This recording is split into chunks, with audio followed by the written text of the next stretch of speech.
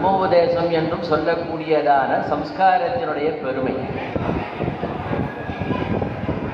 அநேகமாக நம்முடைய தர்மத்தில் எல்லாரும் ஏதோ பூணல் என்பது ஒரு சடங்காக மாறி போய்விட்டது. இது ஒரு ரிச்சுவலாக மட்டும் இதை பார்ப்பது என்பது கூடாது என்பதை முதல்ல நாம் தெரிந்து கொள்ளணும். இன்றைய தினம் சுமார் ஒரு மணி காலம் உபநயனம்னா என்ன, அதை யார் பண்ணிக்கணும், ஏன் பண்ணிக்கணும், அதை பண்ணிக்காம விட்டா என்ன, பண்ணின்றதுனால என்ன ஏற்பட போகிறது, அப்படிங்கிற விஷயங்களை இந்த கோஷ்டியிலே அடியே விண்ணப்பிக்கிற. எந்த இடத்துலையும் யாரும் இப்படிப்பட்ட விஷயத்தை உங்களுக்கு கண்டிப்பாக சொல்லியிருக்க மாட்டா என்பதை முதல்ல நான் கொஞ்சம் சத்தம் இல்லாமல் சொல்லக்கூடிய விஷயம் ரொம்ப உயர்ந்ததான விஷயம், வைதிக மதத்தை சேர்ந்ததான தர்மம். அதனால ஆழ்ந்து கூர்ந்து கவனிக்கும்படியாக எல்லோருடைய திருடி தாமரைகளும் பணிந்து கேட்டுக்கொள்கிறேன். அதனால கொஞ்சம் யாரும் சத்தம் போடாமல் இருந்தால் சொல்ற அடியனுக்கும் ஒரு உற்சாகம் ஏற்படும், கேட்குற உங்களுக்கும் அதில் இருக்கக்கூடிய விஷயங்கள் என்ன என்பதை புரிந்து கொள்ளக்கூடிய சக்தி ஏற்படும். இல்லை அவர் ஏதோ கூடாது. முதல்ல வைதிக தர்மத்தில் ரொம்ப பிரதான முக்கியம், நம்ம ஆச்சாரியெல்லாம் எதை கண்டிக்கிறான்னு சொன்னால் முதல்ல மேடை ஏறி கை கொடுக்கறது. அடியன் கொஞ்சம் சொல்கிறத என்ன சொல்கிறது, கொஞ்சம் இப்போ கேட்கறது போது எல்லாருக்கும் மனசு கஷ்டப்படலாம், ஆனால் யதார்த்தத்தை சொல்லணும். மேடை ஏறி வைதிக கர்மாக்களில் கையே கொடுக்கக்கூடாது அப்படிங்கிறத முதல்ல நாம் தெரிந்து கொள்ளணும். ஏன் கொடுக்கக்கூடாது, கொடுத்தா என்ன தப்பு அப்படின்னு கேட்டால், எல்லாமே ஹஸ்தத்தினாலே தான் நம்முடைய சம்பிரதாயத்தை எல்லாமே பண்ணுறான், கைகள் தான். இந்த கைகளிலே தேவதைகள் எல்லாம் ஆவாகனம் பண்ணி அந்த கைகளினாலே அவளுக்கு அனுகிரகம் பண்ணுறதுன்னு வச்சுருக்கா. இப்போ அநேகமாக கல்யாணத்தை பார்த்தோன்னா முகூர்த்தானோன்னு எல்லாரும் மேடை மேலே ஏறிடுறான். ஒன்றும் அடியனுக்கு ஒன்றும் புரியல, கை கொடுக்குற அளவுக்கு அங்கே என்ன நடக்கிறதுன்னு ஒன்றுமே புரியல. எதுக்கு கை கொடுக்கணும், கை கொடுக்கறதுனால என்ன வந்துட போகிறது நமக்கு தலையில். நம்ம கை கொடுக்கறதுக்கு தான் ரிசப்ஷன் ஒன்று வச்சுருக்காங்க, ரிசப்ஷனில் கை கொடுக்கறது மற்றது எல்லாம் ஆடல் பாடலுக்கு வச்சுக்க வேண்டியது. வைதிகமான காரியத்தில் மேலே ஏறுறதே தப்பு, ஏறிட்டு கை கொடுக்கறது அதை விட தப்பு.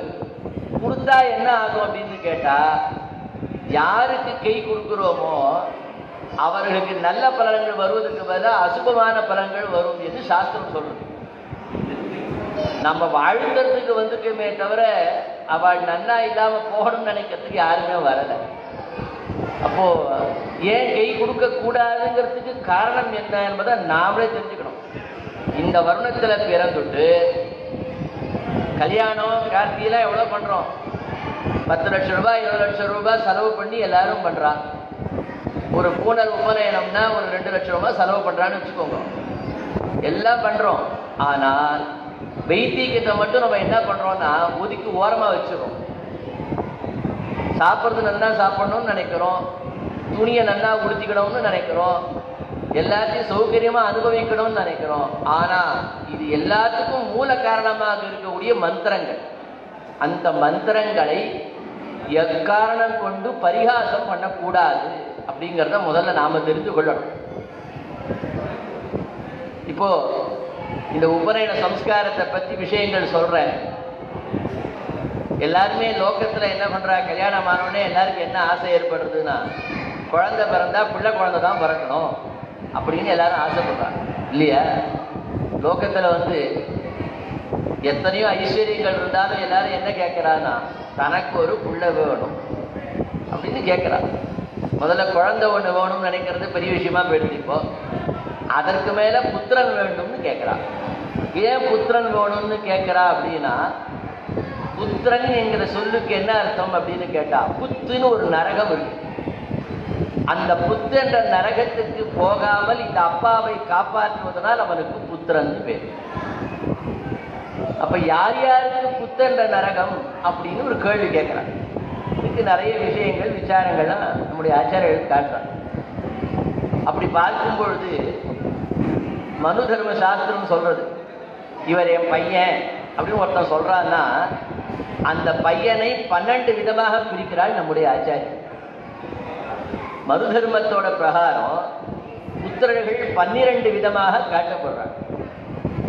யார் யார் காட்டுறாள் அப்படின்னு ஒரு லிஸ்ட் சொல்றாடிய. முதல் புத்திரன் நான் சொல்றது 12 புத்திரனுக்கும் பேர் இருக்கு. அதுல முதல் புத்திரனுக்கு ஔரச புத்திரன்னு பேர். ஔரச புத்திரன்னா என்ன அர்த்தம் அப்படின்னா, தான் கை கொண்ட மனைவி இடத்திலே பிறந்தவன் எவனோ அவனுக்கு ஔரச புத்திரன்னு பேர். இது ஒரு வகை. அடுத்தது சொல்ற க்ஷேத்ரஜ்ஞ புத்திரன்னு ஒருத்தர் சொல்றார். க்ஷேத்ரஜ்ஞன்னா யார் என்று கேட்டால், கொஞ்சம் இந்த காலத்துல இதெல்லாம் நடக்கிறது சகஜமா, அத மனு அன்னைக்கே சொல்றாரு இதெல்லாம். அதாவது பர்த்தாவினுடைய அனுமதி இல்லாமல் தனக்கு ஒரு குழந்தை வேண்டும் என்று வரக்கூடிய குழந்தை, அதுக்கு க்ஷேத்ரஜ்ஞ புத்திரன்னு பேர். அடுத்தது 3வது சொல்றாள் தத்தபுத்திரன்னு பேர்.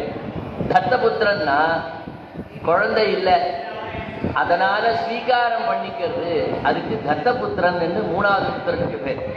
அடுத்தது 4வது சொல்றா கிருத்திரிம புத்திரன்னு பேர். கிருத்திரிமன்னா என்ன அர்த்தம்னா, நாமளே அபிமானிக்கிறது, எனக்கு நீ பிள்ளையா பிறக்காட்டி என்ன, நீ என் பிள்ளை அப்படின்னு அபிமானிக்கக்கூடிய புத்திரனுக்கு கிருத்திரிமன்னு பேர். இது 4வதா சொல்றாள். அடுத்தது காட்டுறாள் கூடோத்பன்னன் சொல்றான். கூடோத்பன்னன் புத்திரன்னா என்ன அர்த்தம் அப்படின்னா, ஒரு குழந்தை இருக்கு, அந்த குழந்தை யாருக்கு பிறந்தான் என்று தெரியாமல் இருப்பது, அதுக்கு கூடோத்பன்ன புத்திரன் என்று பேர். அடுத்தது சொல்ற அபவித்திரன் அடுத்த புத்திரன். அபவித்திரன்னா யாரு அப்படின்னா, பெத்தவன் அப்பா அம்மா, ஆனா பெத்துட்டு என்ன பண்ணிட்டான்னா அந்த குழந்தை எனக்கு வேண்டான்னு கைவிட்டு விடுது, அவனுக்கு அபவித்திர புத்திரன்னு பேர். 2 பேர் ஒரு குழந்தைய பெத்துட்டு என்ன பண்ணிட்டா அந்த குழந்தைய துரத்து விட்டுறான். அந்த குழந்தை வேற யாருக்கிட்டயோ வளரும், அவனுக்கு அபவித்திர புத்திரன்னு பேர். அடுத்தது சொல்றார் காணீன புத்திரன்னு பேர். காணீன புத்திரன்னா என்ன அர்த்தம் அப்படின்னு கேட்டா, கல்யாணம் ஆகல, கன்னியாக இருக்கும் பொழுதே வயசுல கர்ப்பத்தை சுமப்பவன், அப்படி இருக்கக்கூடியவனுக்கு காணீன புத்திரன்னு பேரு. விவாக சம்ஸ்காரம் நடைபெறாமலேயே குழந்தையை பெற்றுக்கிறது, அது காணீன புத்திரன்னு பேர். அடுத்தது சொல்றார் சகோட புத்திரன்னு பேர். சகோட புத்திரன்னா என்ன அப்படின்னா, இப்போ விவாகத்துக்கு முன்னாடியே அவள் கர்ப்பஸ்திரியா ஆகிட்டாள். அவள் கர்ப்பஸ்திரியா ஆன பெண்ணை கர்ப்பம் தரித்ததுக்கு அப்புறம் கல்யாணம் பண்ணிக்கிறது. அத மாதிரி பிறக்கக்கூடிய குழந்தைக்கு என்ன பேர் அப்படின்னு கேட்டா சகோட புத்திரன் என்று பேர். அடுத்து கிரீதக புத்திரன். கிரீதக புத்திரன்னா, எனக்கு குழந்தை இல்லை, உன்கிட்ட இருக்க குழந்தைய நான் இவ்வளவு ரூபாய் கொடுக்குறேன், எனக்கு விலைக்கு உன் குழந்தைய வித்துடுன்னு கேட்கக்கூடியது. இப்படிப்பட்ட புத்திரனுக்கு கிரீதக புத்திரன் பேர். பணம் கொடுத்து குழந்தைய வாங்கி கொள்றது அப்படிங்கிறது கிரீதக புத்திரன் அப்படின்னு பேர். அடுத்து சொல்றா பௌனர்பவ புத்திரன்.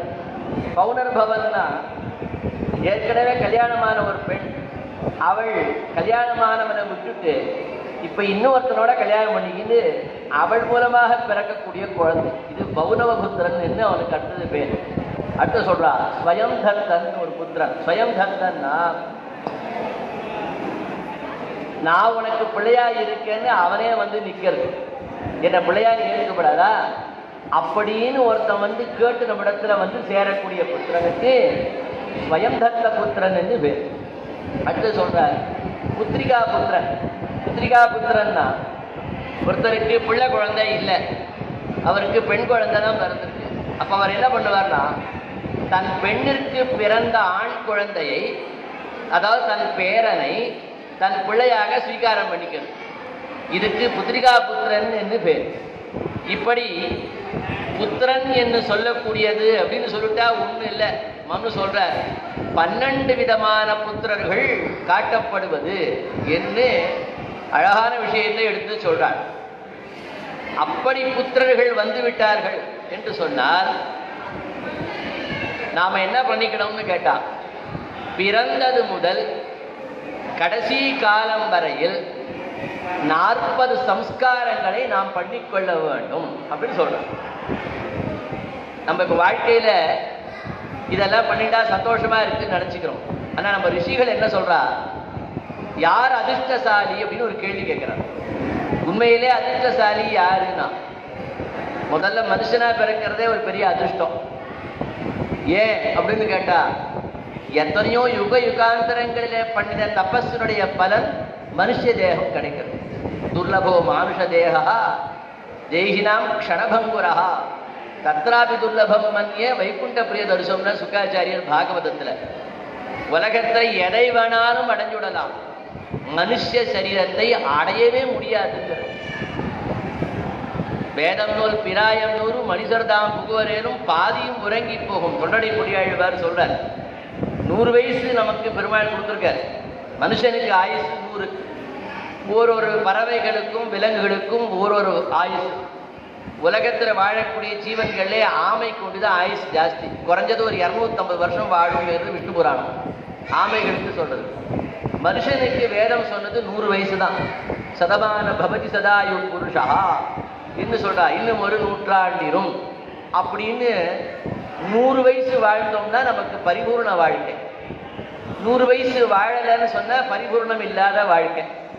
இப்போ 100 வயசு வாழணும்னா அது எப்படி சித்திக்கும்னு கேட்டா, இப்ப நமக்கெல்லாம் 100 வயசு வாழ முடியுமா அப்படின்னு கேட்டா, நம்ம கண்ணெதிர்க்க பல பெரியவாளை இப்ப கூட 100 வயசோட பார்த்து இருக்கோம் ரொம்ப.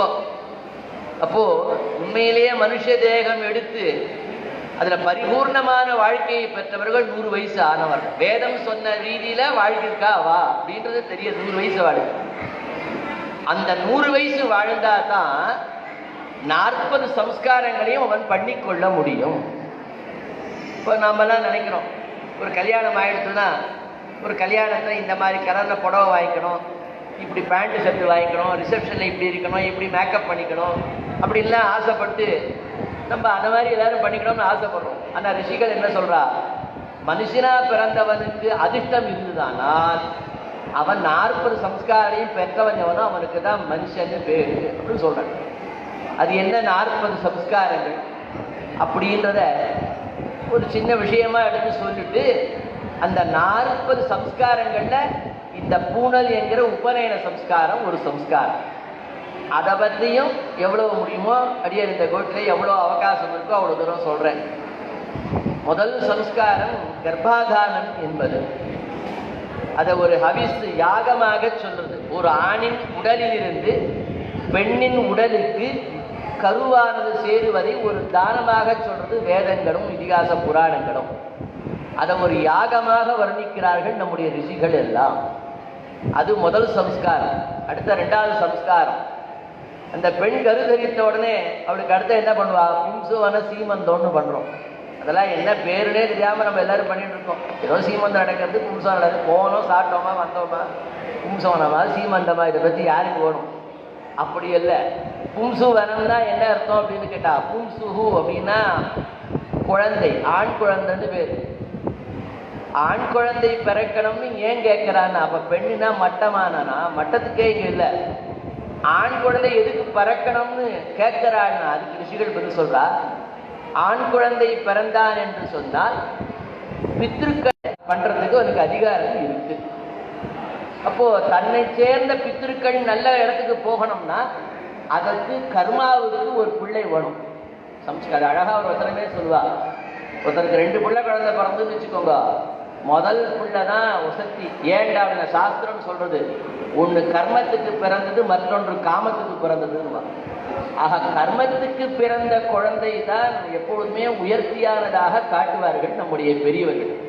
அப்ப மூத்த பையனுக்கு அவ்வளவு பெரியதான பெருமையானது சாஸ்திரங்கள்ல சொல்லப்பட்டிருக்கிறது அப்படின்னு தெரிஞ்சுக்கணும். அப்ப அவன் என்ன பண்ணுவா அப்படின்னு கேட்டா, இப்ப நமக்கெல்லாம் பிள்ளை குழந்தை பிறகுமாதிரி ஏன் கேட்கிறோம்னா, நிறைய சொத்து சோதனை சேர்த்துட்டு அவன் அனுபவிக்காம யாராவது எடுத்து விட போறாளேன்னு நம்ம சொல்றோம். நம்ம பெரியவாள்லாம் அப்படி சொல்ல மாட்டான். தனக்கு ஒரு பிள்ளை குழந்தை பிறந்துச்சுன்னா எனக்கு பையன் பிறந்துட்டான்னு சொல்ல மாட்டான். எங்க ஆத்து பெருமாளுக்கு திருவாராதனம் பண்றதுக்கு ஒரு பையன் பிறந்து விட்டான்னு சொல்லுவான். எங்க பெருமாளை பார்த்துக்கிறதுக்கு ஒரு குழந்தை வந்துடுத்துன்னு சொல்லணுமே தவிர எனக்கு குழந்தை பிறந்துடுத்துன்னு புத்தி கெட்டவன் தான் சொல்லுவான்னு பெரியவாள் சொல்றான்.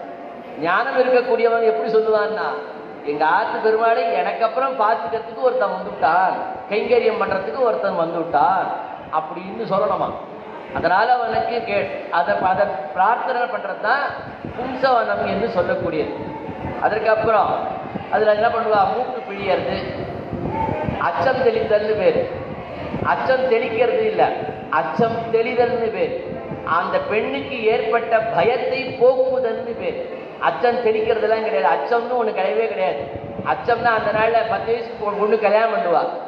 அந்த பெண்ணு 12, 13, 14 வயசுல கர்ப்பவதி ஆயிடும்.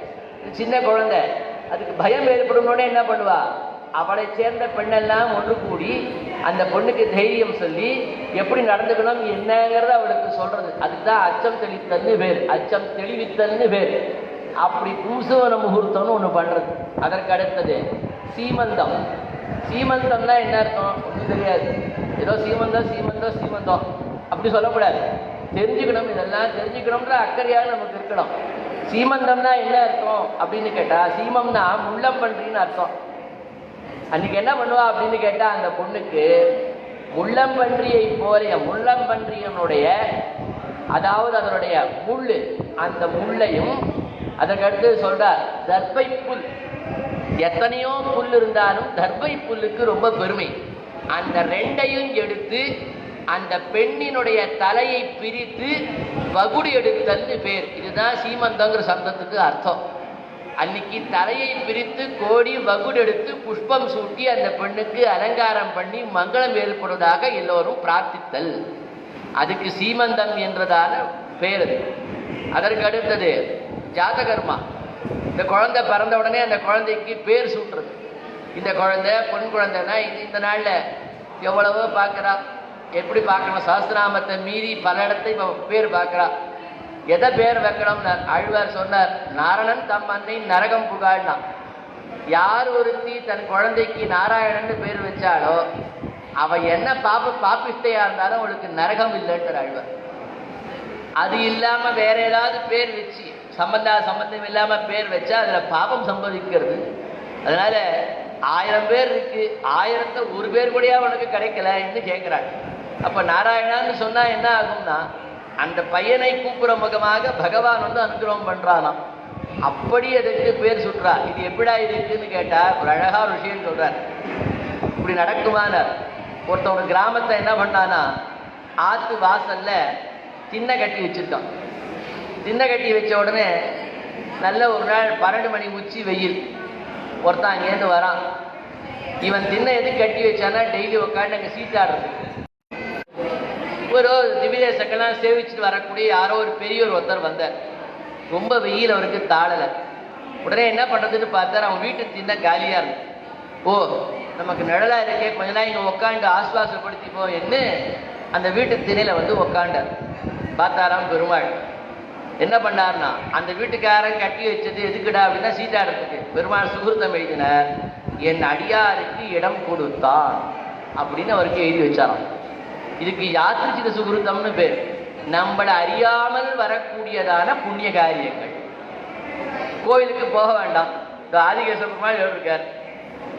ஒருத்தன் என்ன பண்றான், இங்கேருந்து போறான். ஒரு மாடு கிடுக்கிடுன்னு ஓடுறது. அந்த மாட்டுக்காரன் என்ன பண்றான், அந்த மாட்டை துரத்தின்னு ஓடுறான். அந்த மாடு என்ன பண்றது, ஆதிகேச பெருமாளோட ஒரு பிரஷ்டம் அப்படி சுத்துறது. இவன் என்ன பண்றான்னா, அந்த மாட்டோடையே போய் சுத்துறான். உண்மையிலே அவன் கோயிலை பிரஷ்டம் பண்ணணும்னு பண்ணல. ஆனா அந்த மாடை பிடிக்கணும்னு போனான். உடனே பெருமாள் எழுதினார், என்னுடைய சன்னதியை சுற்றி வந்தாய் அப்படின்னு ஒரு சுகிருத்தம் அவனுக்கு ஏற்பட்டான். இதுக்கு யாத்திரிச்சிதம், நம்மளை அறியாமல் ஏற்படக்கூடியதான நல்ல விஷயங்கள் என்று அர்த்தம். அது மாதிரி இப்ப இந்த இடத்த சொல்றார். அப்போ நாராயணன் பேர் வச்சா என்னன்னு கேட்டா, நம்ம என்ன சொன்னோம், நம்ம பையனை பார்த்து நாராயணா கண்ணை நோண்டி விடுவேன் அப்படின்னு சொன்னா என்ன ஆகும் அப்படின்னு கேட்டா, பெருமாள் நடத்தி பாரான், என் திருநாமத்தை இப்படி சொல்லி என்னை கூப்பிட்றாலே, இவளுக்கு நான் என்னக்கு அனுகிரகம் பண்றதுன்னு தெரியலை என்று பெருமாள் தானே வந்து அனுகிரகம் பண்ணுவாராம். அதனால எப்படி திட்டினாலும் சரி, அவனை திட்டினாலும் ஸ்தோத்திரம் பண்ணாலும் புகழ்ந்தாலும் பெருமாள் என்ன பண்ணுவார்னா, தன் திருநாமத்தை சொன்னான் என்று அவனுக்கு அனுகிரகம் பண்றான் அப்படின்னு சொல்றார். அதுக்கு நாமகரண சம்ஸ்காரம்னு பேர். அந்த குழந்தை என்ன பண்ணுறோம், நம்ம நெல்லில் விட்டு அந்த குழந்தைக்கு பேர் வைக்கிறோம். இது 5வது சம்ஸ்காரம். அடுத்த 6வது சம்ஸ்காரம் அன்னப்பிராசனம். அந்த குழந்தைக்கு என்ன பண்ணுறோம் அப்படின்னு கேட்டால் சாதத்தை ஊட்டி விடுறது. சாதம்னா இந்த நாளில் வயலும் சாதம்னா எங்கேயோ ஆசிட்டு போய் ஊட்டி விட்றா. பெருமாளுக்கு அமுது பண்ண பிரசாதத்தை எடுத்து அந்த குழந்தை வாயில் ஊட்டி விடுவா. இதுக்கு அன்னப்பிராசனம் என்று பேர். அந்த குழந்தைக்கு அன்னமானது உள்ளே போய் அந்த குழந்தை க்ஷேமமாக இருக்கணும்னு பெருமாளை பிரார்த்தனை பண்ணி பண்ணக்கூடிய சம்ஸ்காரம் அது அன்னப்பிராசனம். அதற்கு அடுத்ததான வரக்கூடியதான சம்ஸ்காரம் இந்த உபநயனம் என்கிறதான சம்ஸ்காரம். உபநயனம்னா என்ன அர்த்தம்? என்னவோ நீங்கள் வார்த்தை பூடல் போடுறாளாம், ஏதோ போவோம் சாப்பிட்டு வந்துடுவோம், அப்படி இந்த சம்ஸ்காரம் இல்லை. எந்த சம்ஸ்காரமே அப்படி இல்லை. உபநயனம்னா என்ன அர்த்தம்னா, உபன்னா என்ன அர்த்தம், நயனம்னா கண்ணுன்னு அர்த்தம். உபன்னா என்ன அர்த்தம்னா இன்னொரு கண்ணுன்னு அர்த்தம். ஏற்கனவே 2 கண்ணு இருக்கே, இன்னொரு கண்ணானா இது என்ன கண்ணுன்னு கேட்டா ஞானமாகிற கண்ணை கொடுப்பது உபநயனம் அப்படின்னு ஒரு அர்த்தம். இன்னொரு அர்த்தம் சொல்றார், ஞானமாகிற கண்ணை கொடுக்கக்கூடிய ஆச்சாரியனிடத்திலே கொண்டு சேர்க்கக்கூடியது. அதனால இதற்கு உபநயனம் என்று பேர். முதல்ல இந்த பொருளோட அர்த்தத்தை நம்ம தெரிஞ்சுக்கணும். உபநயனம்னா என்னங்கிறத தெரிஞ்சுக்கணும். பத்திரிக்கை வாங்குறோம், நம்மளை வந்து அழைக்கிறா, உபநயன பிரம்மோத்சவ உபநயன பிரம்மோபதேச பத்திரிக்கைன்னு போட்டிருக்கு. அப்படின்னு பார்த்துட்டு ஓகே எந்த இடத்துல எத்தனை மணிக்கு அப்படின்னு பார்த்துட்டு டிஃபன் எத்தனை மணிக்கு சாப்பாடு எத்தனை மணிக்குன்னு கேட்டு டபான்னு வச்சிடக்கூடாது. உபநயனம்னு சொல்லிட்டானா உபநயனத்துக்கு அர்த்த நிர்ணயம் தெரிஞ்சு கொள்ள வேண்டாமா நமக்கு? அப்போ சொல்றா இந்த இடத்துல ஆஹா இது உபநயனம் என்கிறதான சம்ஸ்காரம். இதுக்கப்புறம் அடுத்த சம்ஸ்காரம் சொல்றா பிராஜாபத்தியாதி விரதம், சௌமிய விரதம், ஆக்னேய விரதம், வைஸ்வதேவ விரதம், சமாவர்த்தனம். இத்தனையும் பண்ணும்போது விவாகம் என்கிற கல்யாணம். இந்த கல்யாணத்தை இதோட சேர்த்துருது. அந்த கல்யாணத்திலிருந்து ஆரம்பித்து இவன் என்ன பண்ணுறான்னா பஞ்சமகா யஜ்யங்கள் பண்ணணும். 5 யாக யஜ்யம் பண்ணுறான். தேவ பித்ரு மனுஷ்ய பூத பிரம்ம யஜ்யம் தான். அதை மட்டும் சொல்கிறேன். தேவ யஜ்யம்னா என்ன அர்த்தம்? தேவர்களை குறித்து சொல்லக்கூடிய எல்லாருமே பிறக்கும் போது வேதம் சொல்றது எல்லாரும் கடன்காரனை தான் பிறக்கிறோங்கிறது. இந்த கடன்காரனா பணம் வாங்கி கடன் வாங்குறதா இல்லை, பிறப்பிலேயே கடன்காரன். நம்மள என்ன கடன்னா 5 விதமான கடனோட நம்ம பிறக்கிறோம். தேவ கடன், பித்ரு கடன், மனுஷ கடன், பூத கடன், பிரம்ம கடன் தான். தேவ கடன்னா என்ன அர்த்தம் அப்படின்னா நாம பிறப்பதற்கு காரணமாக இருக்கக்கூடியதான ஒரு சக்தி, தேவதை என்கிறதான ஒரு சக்தி, அவைகளுக்கு உண்டானதை செய்யணும். அது தேவ யஜ்யம். அடுத்தது பித்ரு யஜ்யம். பித்ரு யஜ்யம்னா என்ன அர்த்தம் அப்படின்னு கேட்டா நம்முடைய மூதாதையர்கள், நம்முடைய அப்பா தாத்தா குழு தாத்தா இழு தாத்தா இன்னும் வரக்கூடியதான எந்த தந்தை தந்தை தந்தை தான் மூத்தப்பன் 7 படிகால் தொடங்கிங்கிறதையோ நம்முடைய முன்னோர்களுக்கு செய்யக்கூடியதான கடன், அதை தீர்க்க வேணும். அது 2வது கடன் சொன்னார். அடுத்த சொன்னார் மனுஷ கடன். மனுஷன சரீரம் எடுத்தவன் பண்ண வேண்டியதான கடன். மனுஷன் பிறந்து பண்ண வேண்டிய சம்ஸ்காரங்கள் என்னவோ, மனுஷன் பிறந்து பிரயோஜனம் இல்லை. மனுஷனா பிறந்தவன் செய்ய வேண்டியதை செய்தால்தான் அவன் மனுஷனே தவிர இல்லைனால் அவன் மனுஷன் அல்ல அப்படின்னு சொல்றான். அடுத்து சொல்றான் பூதம். பூதம்னா என்ன அர்த்தம்னா பூதம்னா ஏதோ பூதம் நினைச்சுக்க விடாது, மற்ற ஜீவராசிகளுக்கு வாழ்வதற்கு உதவி பண்ணணும். காக்காக்கு சாதம் வைக்கணும் இல்லையா, மற்ற உயிர்களுக்கு கொடுக்குறோம் இல்லையா, இதெல்லாம் பூத யஜ்யம் என்று பேர். இந்த பூத யஜ்யத்தை நாம் செய்ய வேணும் என்று அடுத்தது சொல்றது. அதற்கு அடுத்தது பிரம்ம யஜ்யம் சொல்லக்கூடியதான எம்பெருமானை கொண்டு செய்யக்கூடிய சம்ஸ்காரங்கள். இந்த 5க்கும் பஞ்சமகா யஜ்யங்கள் என்று பேர். அடுத்து சொன்னார், அடுத்த சம்ஸ்காரம் சொல்றார் 7 பாக யஜ்யங்கள் அடுத்து சொல்றார். அதுல தர்ப்பணாதிகள்லாம் வரும். அஷ்டகா அன்வஷ்டகா பார்வணம் மாசஸ்ரார்த்தம் என்ன அது ஒரு தனி. அதற்கப்புறம் சொல்றார் 7 ஹவிர் யஜ்யங்கள் செய்ய வேண்டும். அக்னி ஆதேயம், அக்னிஹோத்திரம், தர்ஷபூர்ண மாசம், ஆஸ்திரயணம், சாதுர்மாசியம், நிரூப பசுபந்தம், சௌத்ராமணி என்று சொல்லக்கூடிய சம்ஸ்காரம். இதெல்லாம் அப்படி ஒவ்வொன்று சொன்னா இன்னொரு 6 மணி நேரம் சொல்லணும். இதெல்லாம் இப்படி சம்ஸ்காரங்கள்ல சொல்லும் பொழுது 7 ஹவிர் யஜ்யங்களே ஒரு சம்ஸ்காரம் 40ல் காட்டுறார். அடுத்தது சொல்றார் அதுக்கு அடுத்தது சோம சம்ஸ்தைகள் என்று சொல்லக்கூடிய 7 யஜ்யங்கள் என்னென்ன அப்படின்னா அக்னிஷ்டோமம், அத்யனிக்டோமம், உத்தியம், ஷோடசி, வாஜபேயம். கொஞ்ச நாள் முன்னாடி நம்ம இந்தியாவோட பிரைம் மினிஸ்டர் வாஜபேயின்னு ஒருத்தர் இருந்தார். அப்படின்னா என்ன அர்த்தம்? வாஜபேய யஜ்ஞத்தை பண்ணின வம்சத்தை சேர்ந்தவர்கள் என்று அர்த்தம். அப்படி வாஜபேயம், அதிராத்திர யஜ்ஞம், அப்தோரியாமம் என்று சொல்லக்கூடியதான சோம சம்ஸ்தைகள் என்று சொல்லக்கூடியதான விஷயம். ஆக 40 சம்ஸ்காரங்கள் அதிர்ஷ்டம் இருக்கவனுக்கு தான் கிடைக்கும் கிட்டார். யார் சொல்றார்? ஆபஸ்தம்ப மகரிஷி சொல்றார். 40 சம்ஸ்காரம் நமக்கு கிடைக்கிறதுங்கிறது ரொம்ப அபூர்வம்னு சொல்றார். கிடைக்கவே கிடைக்காதுன்னு சொல்றார். கிடைக்கக்கூடிய சம்ஸ்காரங்கள்ல சில சம்ஸ்காரங்கள் தான். ஏன் அப்படின்னு கேட்டா, சில சிசுக்கள் என்ன பண்றதுன்னா கர்ப்பத்திலே கரைஞ்சி போடுறது, சம்ஸ்காரமே இல்லாம போயிடுது இல்லையா? சிலது பிறந்து மரிக்கிறது, சிலது வளர்ந்து மரிக்கிறது. இப்படி பார்க்கும்போது சம்ஸ்காரங்களுடைய தொடர்பு இல்லாமல் உருவாகக்கூடியதான கருக்கள் தானாக போயிடும். அதை சொல்றார். அப்ப இந்த சம்ஸ்காரங்கள் சம்பந்தமே இல்லாமல் ஜீவன்கள் பழுதாகி போயிடுறது அப்படின்னு சொல்லி, ஆக 40 விதமான சம்ஸ்காரங்களை யார் ஒருத்தனுக்கு கிடைக்கிறானோ அவன் தான் உண்மையிலேயே மனுஷன்ல அதிர்ஷ்டசாலி என்று காட்டுகிறான். அப்படி 40 சம்ஸ்காரங்களையும் பெற வேண்டும் என்று சொன்னால் அதற்கு என்ன செய்யணும்னா, சதமானம் பவதி சதாயு புருஷா, 100 வயசு வாழ்ந்தால்தான் 40 சம்ஸ்காரங்களையும் நாம் பரிபூர்ணமாக பெற முடியும் என்கிறார்கள் நம்முடைய ஆச்சாரியர்கள். இப்போ 100 வயசு வாழ்வதற்கு என்னன்னா, அந்த 100 வயசு வாழ்வதற்கு தேவதைகளிலே பிரார்த்திக்கக்கூடியது இந்த 40 விதமான சம்ஸ்காரங்கள். அந்த 40 விதமான சம்ஸ்காரங்களிலே பிரதானமான சம்ஸ்காரமாக இருக்கக்கூடியது உபநயனம் என்கிறதான சம்ஸ்காரம். இப்போ உபநயனம்னா என்ன? இப்போ இதுக்கு முன்னாடி அடியன் வரிசையா சொல்லிட்டே வந்துட்டேன். சம்ஸ்காரம்னா என்ன, அந்த சம்ஸ்காரங்கள்ல புத்திரன்னா என்ன, புத்திரர்களை எவ்வளோ பேர் இருக்கா, அதுல அவுரச புத்திரன்னா என்ன, அந்த புத்திரர்களை சொல்லி 40 சம்ஸ்காரங்கள், பிறவினா என்ன, இந்த சம்ஸ்காரங்கள் என்னன்னு சொல்லிட்டேன். இப்போ அடியே இந்த பூனல் போட்டுக்கிறாளே, இதை யார் போட்டுக்கலாம் யார் போட்டுக்க கூடாது அப்படின்னு சாஸ்திரம் சொல்லியிருக்கா அப்படின்னு லோகத்தை கேள்வி. அதுக்கு பதில் சொல்றார். உபநயனம்ங்கிறதுக்கு அர்த்தம் அடியேன்னு சொல்லிட்டேன். இதெல்லாம் எங்க இருக்கு? இவா என்னவோ இவாடா ஏற்படுத்தி வச்சு பண்ணிட்டா போல இருக்க அப்படின்னா அப்படி இல்லை. வேதத்துல ஏகாக்னி காண்டம்னு ஒண்ணு இருக்கு. அந்த ஏகாக்னி காண்டத்தில் சொல்லும்போது 2வது பிரஸ்னத்துடைய ஆரம்பத்துல உபநயனம் எப்படி பண்ணிக்கொள்ள வேண்டும் என்று வேதமானது விதிக்கிறது அப்படிங்கிறது அதுக்கு மூலமான விஷயம். அதை தெரிஞ்சுக்கணும். அப்படி சொல்லும் பொழுது உபநயனம்ங்கிறதுக்கு அர்த்தம் சொன்னேன். உப அப்படின்னா என்ன சொன்னேன்னா மற்றொன்று, நயனம்னா இன்னும் ஒரு கண்ணை கொடுப்பது. எதை பற்றிய கண்ணை கொடுப்பது? பிரம்மத்தை பற்றிய ஞானமாகிற கண்ணை கொடுப்பது எதுவோ அதற்கு உபநயனம் என்று பேர். அப்ப பிரம்மஞானம் இல்லாம போகலாமா அப்படின்னு கேட்டான். மனுஷனா பிறந்தவன் எதுக்கு பிறந்தான்னு கேட்டான்.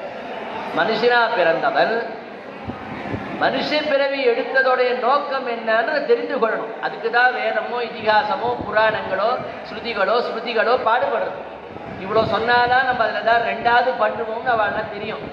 அப்போ பிரம்ம விசாரம் பண்ணோம். பிரம்மசூத்திரத்தில் ஆரம்பிக்கும் போதே அதாதோ பிரம்ம ஜிக்ஞாசானா, மனுஷனா பிறந்தவன் பிரம்ம விசாரம், பகவானை பற்றிய விசாரத்தை பண்ணியே தீரவனும் இருக்கிறான்.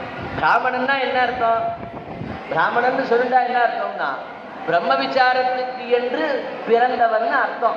பிரம்மத்தை பற்றிய ஞானத்தை பெறுவதற்காகவே பிறந்தவன், பிரம்மத்தை பற்றி ஆராய்ந்து அறிவதற்காகவே பிறப்பிக்கப்பட்டவன், அதற்காகவே தன் வாழ்நாளை கொடுத்திருப்பவன் என்று பிராமண சப்தத்துக்கு அர்த்தம்.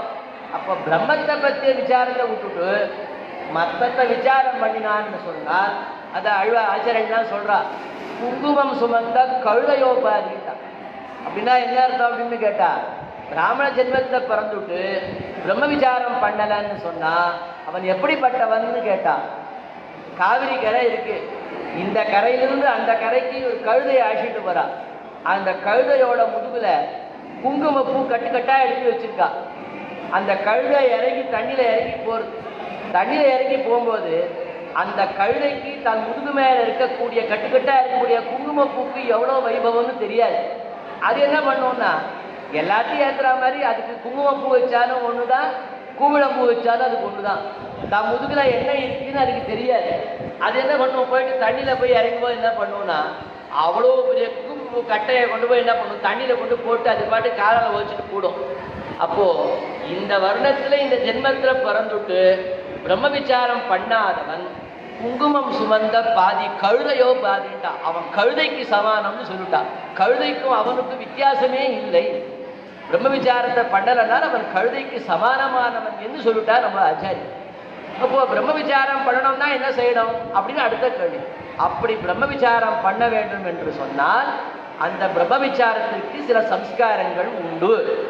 அந்த சம்ஸ்காரங்கள்ல ஒரு சம்ஸ்காரம் தான் உபநயனம் சொல்லக்கூடியதான இந்த பூணல் என்கிறதான சம்ஸ்காரம். அந்த பிரம்மத்தினுடைய பக்கத்திலே கொண்டு இது விடுத்து அந்த பிரம்மத்தை பற்றிய நயனம் கண்ணை கொடுப்பதினாலே, குரு இடத்திலே பக்கத்திலே சேர்ந்த அந்த ஞானத்தை கொடுப்பதினாலே இதுக்கு உபநயனம் என்று பேர். இப்படி உபநயனம்ங்கிறத விஷயத்தை என்னன்னு சொல்லிட்டேன்.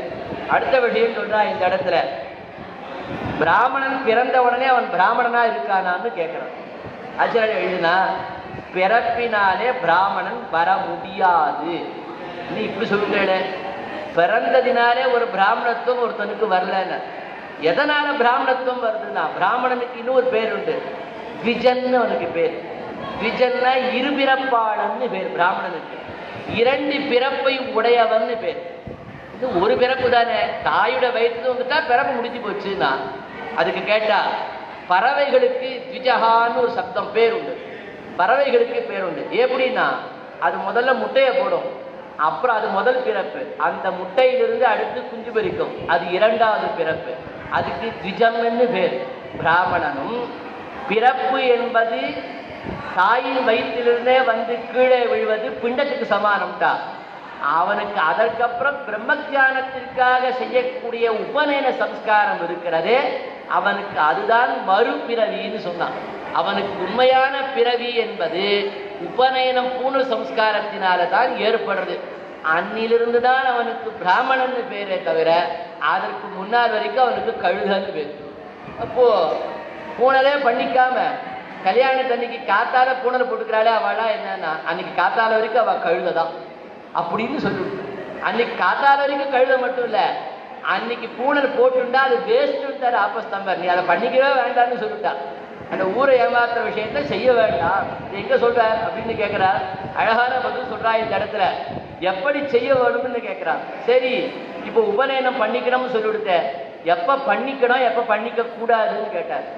மனு சொல்றார், தன்னுடைய தர்மசாஸ்திரத்தை சொல்றார். எப்படி செய்யணும்னா, கர்ப்பாட்டமே அப்த குர்வீத்து பிராமணஸ்யோபநாயனம். பிராமணனுக்கு என்ன செய்யணும்னா, பூணல் கல்யாணம் பிராமணனுக்கு மட்டும் இல்லை, க்ஷத்ரியனுக்கும் உண்டு வைசியனுக்கும் உண்டுங்கிறார் மனு தர்ம சாஸ்திரம்.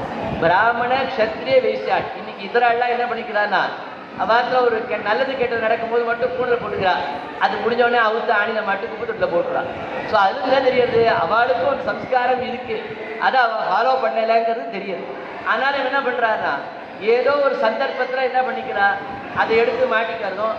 இன்னொன்று பார்த்தேன்னா, ஆடி அமாவாசை தைய அமாவாசை தர்ப்பணம் பண்ணும்போது அவளாக என்ன பண்ணிக்கிறா, இத்தனா பூனலை போட்டுட்டு அன்னைக்கு பண்ணிட்டு முடிச்ச உடனே திருப்பி எடுத்து வச்சுடுறா. உண்மையில அப்படி இல்லை. அதை மனு சொல்றார், பிராமணனுக்கு கர்ப்பத்திலிருந்து 7 வயசுக்குள்ள உபநயனம் பண்ண வேண்டும் அப்படின்னு சொல்றார். கர்ப்பத்திலிருந்து கணக்கு 7 வயசுக்குள்ள அவனுக்கு உபநயனம் பண்ணோனார். அடுத்த சொல்றா, அப்படி பண்ணா என்ன ஆகும்னா, பிரம்மவர்ச்சச காமஸ்ய காரியம் விப்ரஸ்ய பஞ்சமே. அடுத்து சொன்னார், 5வது வயதிலே வேதத்தியனம் அவன் பண்ணினான் என்று சொன்னால், பிரம்மவர்ச்சஸ் என்று சொல்லக்கூடிய பிரம்ம தேஜஸ்தானது அவனுக்கு இருக்கும், ஞானமானது பிரகாசிக்கும்னு சொல்லிட்டார். அவனை ஞானத்தினாலே யாருமே அடக்க முடியாதுன்னு சொல்லிட்டார். ஞானம் அவனுக்கு பரிபூர்ணமாக அவனுக்கு ஏற்படும் அப்படின்னு சம்ஸ்காரத்துக்கு சொல்றார். ஆஷோடசாத் பிராமணிய சாவித்ரி நாதி வர்த்ததே. அப்போ 5 வயசு 8 வயசுல போட முடியலன்னா என்னன்னா, 16 வயசுக்குள்ள அது அதமம்னு சொல்றார். 16 வயசு அதம பட்சம். 16 வயசுக்குள்ள பிராமணன் யஜ்ஜோபவீதம் தரித்தே ஆகணும். க்ஷத்ரியனுக்கு 22 வயசுக்குள்ள பூணல் போட்டுண்டே ஆகணும். வைசியனுக்கு 24 வயசுக்குள்ள பூணல் போட்டுண்டே ஆகணும் என்று உபநய சம்ஸ்காரத்தினுடைய காலமானது காட்டப்பட்டிருக்கிறது என்ற விஷயத்தை இந்த இடத்துல ரொம்ப அழகான விஷயத்தை சொல்லிட்டார். ஆக சம்ஸ்காரத்தை எந்த வயசுல எப்ப பண்ணிக்கணுமோ அந்த சம்ஸ்காரத்தை அந்தந்த இடத்துல பண்ணிக்கொள்ள வேண்டும் என்று விஷயத்தை சொல்லிட்டான். இப்போ இப்படி சம்ஸ்காரம் ஆயிடுச்சு. இப்ப அடுத்த கேள்வி கேட்டுண்டா, இப்படியெல்லாம் சம்ஸ்காரம் எதுக்காக பண்ணிக்கணும்? ஒரு வெள்ளைப்பூடலை கடையிலேருந்து வாங்கி அப்படியே கழுத்தில் போட்டுட்டு அப்படியே டமாலில் போகக்கூடாதா? இதில் என்ன பெரிய விஷயம் இருக்கு? இப்படிலாம் பண்ணிக்கணும்னு ஏன் இப்படி சொல்லியிருக்கு அப்படின்னு கேட்டா, ஆச்சரியமான விஷயத்தை நம்முடைய ஆச்சாரியர் எடுத்து காட்டுறா. எப்பவுமே பழங்காலத்தில் அந்த நாளில் பிரம்மோபதேசம் உபநயனம் நடந்ததுனால் அன்னைக்கு முதல் நாள் அன்னைக்கு ததியாராதனம். ததியாராதனம்னா என்ன அர்த்தம்? பாகவதர்கள்லாம் கூப்பிட்டு அவள் என்ன பண்ணுவான்னா, புத்தக சாந்தி அன்னைக்கு சாப்பிட மாட்டா பெரியவாள்லாம். ஏன் சாப்பிட மாட்டான்னா, அன்னைக்கு நாந்தின்னு ஒன்று பண்ணுவா, சிரார்த்தம். அது சிரார்த்த தண்ணிக்கு பெரியவாள் வந்து சாப்பிட மாட்டா. அவள் சாப்பிட்றதுக்காக பெரியவா என்ன பண்ணுவா, முதல் நாள் அன்னைக்கு காத்தால பகவானுக்கு அமுது பண்ண அன்னத்தை ததியாராதன ரூபமாக அவளுக்கு பண்ணி அவள் சாப்பிடணுங்கிறதுக்காக பண்ணுவா. அது ததியாராதனம் என்று பேர். அது செய்யக்கூடியதான சம்ஸ்காரத்தை செய்யறது அப்படின்னு ஒரு கணக்காக இதில் காட்டப்படுது. ததியாராதனம்னா என்ன அர்த்தம் அப்படின்னா, ஆராதனானாம் சர்வேஷாம் விஷ்ணோராராதனம் பரம் தஸ்மாத் பரதரம் புரோக்தம் ததியாராதனம்னா என்ன புராணம்? நாரத புராணம் சொல்றது. தேவதைகள் ஆராதனத்தை விஷ்ணுடைய ஆராதனம் ரொம்ப உயர்த்தி, அதிலேயும் விஷ்ணு பக்தாளுக்கு அன்னம் கொடுக்கறதுங்கிறத காட்டும் உயர்த்தியான விஷயம் ஒன்றும் இல்லை என்று ததியாராதனத்தை மட்டுமே சொல்லி காட்டுகிறார்கள் இந்த இடத்துல. அதனால முதல் நாள் அன்னைக்கு என்ன பண்ணுவா அப்படின்னு கேட்டா, அவளுக்கு அன்னம் கொடுக்கறது என்பது அன்னதானம் பண்றதுன்னு ஒரு சம்ஸ்காரம். அந்த சம்ஸ்காரத்துக்கு ததியாராதனம் என்று பேர். நம்முடைய ஆழ்வார்களில் திருமங்கை ஆழ்வார் என்ன, குலசேகர ஆழ்வார் என்ன, சுவாமி ராமானுஜர் என்ன, இவெல்லாம் நித்தியமே 1000 பேருக்கு மேல அன்னதானம் பண்றா. அன்னதானம்னா நம்ம என்ன நினைச்சிட்டு இருக்கோம், ஏதோ ஒரு சாத்தை பொங்க விட்டு குழம்பு சாத்தை கொண்டு வாசனை கொண்டு விடுறது கிடையாது. பகவத் பிரசாதமா இருந்தாதான் அது அன்னதானம், இல்லைன்னா அது வெறும் சாதம். பகவானுக்கு கண்ட்ரோல பண்ணா அது பிரசாதம், பகவானுக்கு கண்ட்ரோல பண்ணாது எதுவுமே அன்னதானத்தை சேர்த்து இல்லைங்கிறார். அது வெறும் சாதத்தை கொடுக்கறது, அது உபயோகமற்றது என்று காட்டுகிறார்கள். ஆக பெருமாளுக்கு கண்ட்ரோல பண்ணி அதை எல்லோருக்கும் பிரசாதமாக கொடுக்க வேண்டும் என்று காட்டுகிறார்கள். அதுதான் ததியாராதனம் என்று சொல்லக்கூடியதான உயர்ந்ததான கைங்கரியம். இப்ப அதை எடுத்து சொல்றாரு. இப்போ அப்படி சொல்லும் பொழுது இதை எதுக்கு பண்ணிக்கணும்னு ஒரு விஷயம் கேட்கிறார். ஆச்சரியமான ஒரு சம்ஸ்காரம். ஆபஸ்தம்ப மகரிஷி உபநயன சம்ஸ்காரத்தை பற்றி சொல்றாரு. போதாயன மகரிஷியும் சொல்லியிருக்கார்.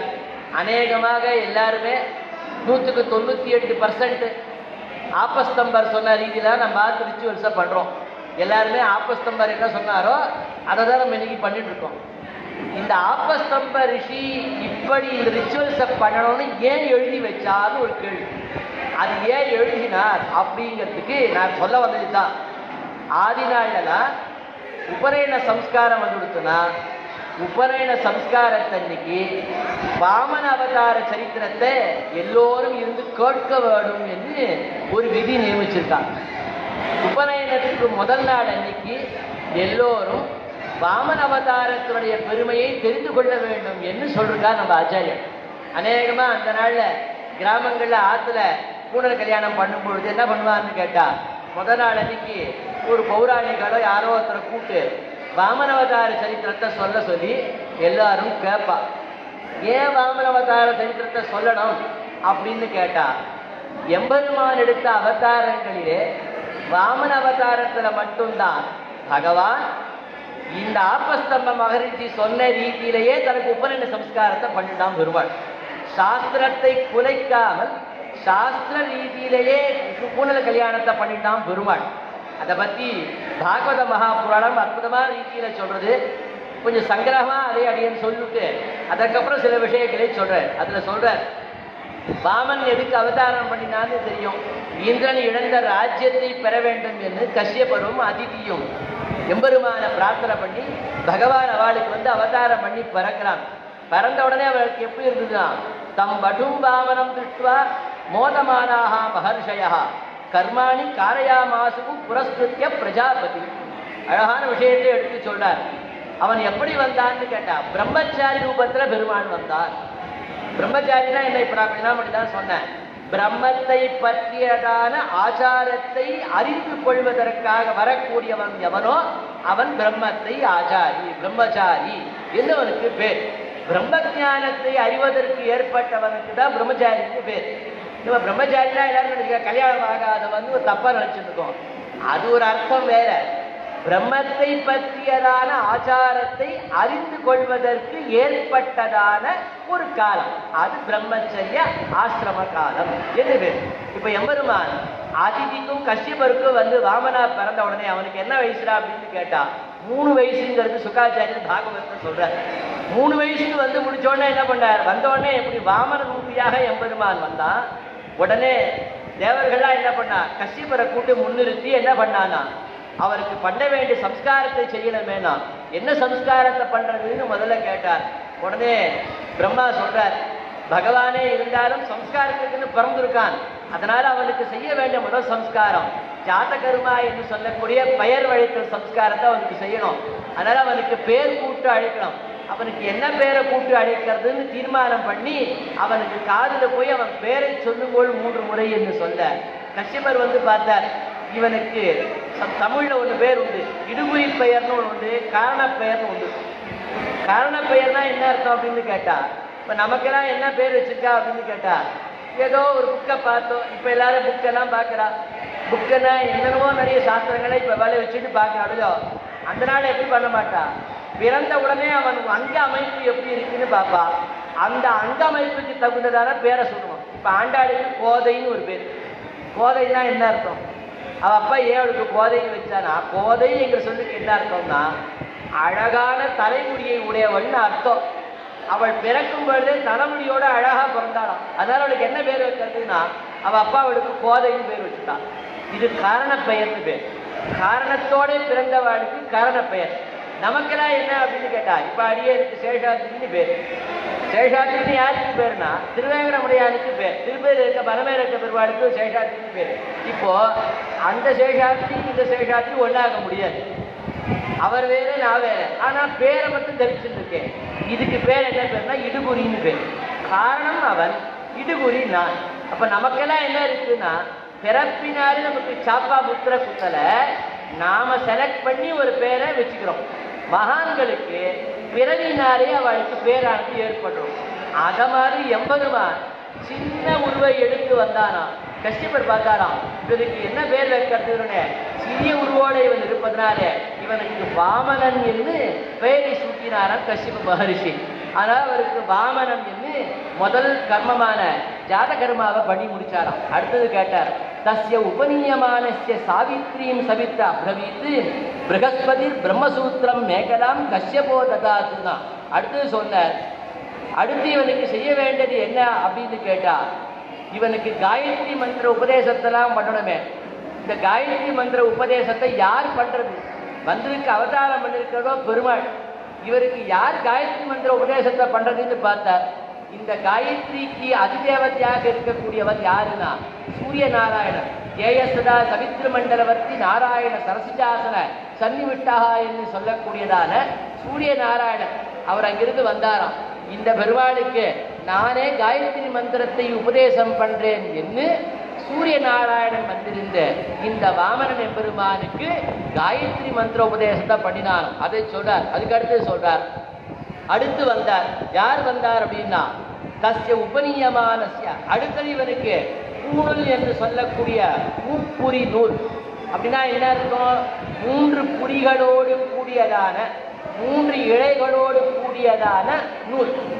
இந்த 3 இழைகளுக்கு என்ன காரணம்னு தனியா சொல்லிருக்கா, அது வேற விஷயம் இருக்கட்டும். முப்புரி நூலோடு கூடியதான இந்த நூலை இவனுக்கு அணிவிக்க வேண்டும். இதை யார் பண்றதுன்னு கேட்டாராம். தஸ்ய உபநீயம். அடுத்து சொல்றார், ப்ரஹஸ்பதி அங்கிருந்து வந்தாராம்.